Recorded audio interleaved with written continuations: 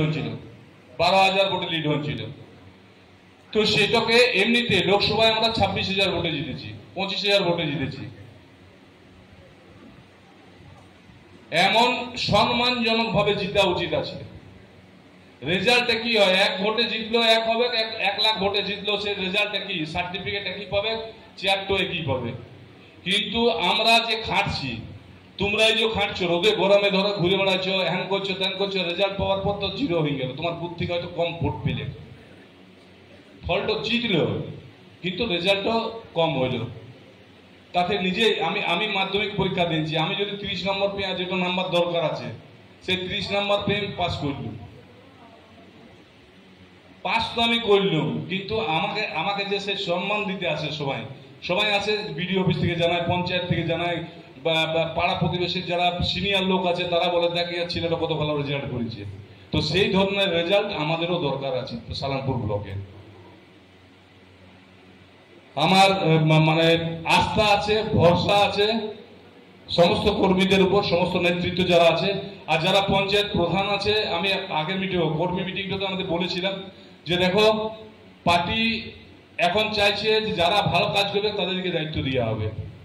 আগামী দিনেও কিন্তু এই রেওয়াজটা এইটাই থাকবে পার্টিতে। যারা প্রধান আছো বা কেউ তো পার্মানেন্টলি লয়, আমি প্রধান বটি, আমি পার্মানেন্ট বটি লই, আমাকে হাঁটতে হবে। তো আমাকে যদি হাঁটতে না হয় তাহলে আমাকে ভালো রেজাল্ট করতে হবে। যদি লেডিসও হয়ে যায়, যদি ধরো লেডিস হয়ে গেল বা এসটি হয়ে গেল, আমি হয়তো পেছি নাই, তো আমি তো আবার ভাইয়েশ্বর হয়ে যাবো।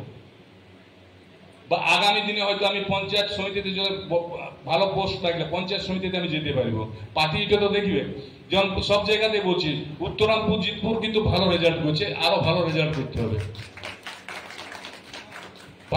আমার সবচেয়ে বেশি রূপনারায়ণপুর দেখো, রূপনারায়ণপুর তো আমি কয়েকদিন আগে এসেছিলাম।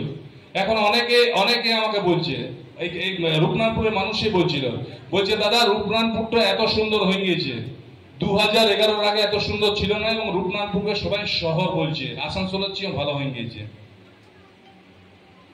হয়তো জলটা পেছনে, জল কোনো জায়গায় কম আছে। জল আগামী দিনে নিশ্চয় যত তাড়াতাড়ি সম্ভব, আমরা বুধবার কি বৃহস্পতিবার আমাদের মিটিং ডাকতে বলেছি। মিটিং ডাকবে আমাদের পঞ্চায়েত সমিতি অফিসে বা পাড়াপুরি পঞ্চায়েত সমিতিতে, যে কোনো জায়গায় 2টা ব্লক নিয়ে ডাকতে বলেছি, এবং সেখানে ডিএমও থাকবে।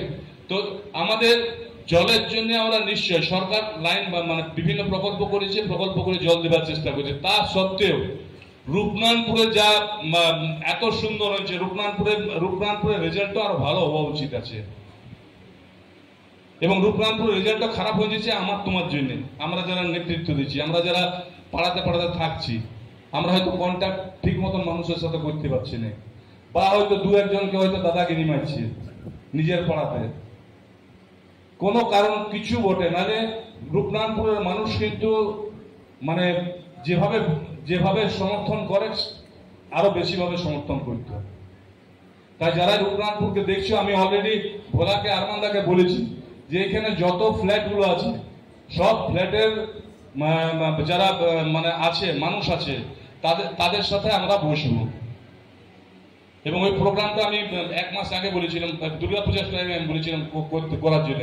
ওই প্রোগ্রামটা করলে আমি নিজে প্রতিটা ফ্ল্যাটের সাথে বসবো, কারণ আমরাও চাই, দেখো ভোটে জিতার জন্য নয়, আজকে হয়তো রেজাল্ট খারাপ আছে তার জন্য আমি বলছি তা কিন্তু নয়, আমাদের কিন্তু মানুষের সঙ্গে সংযোগটা বেশি রাখা উচিত আছে।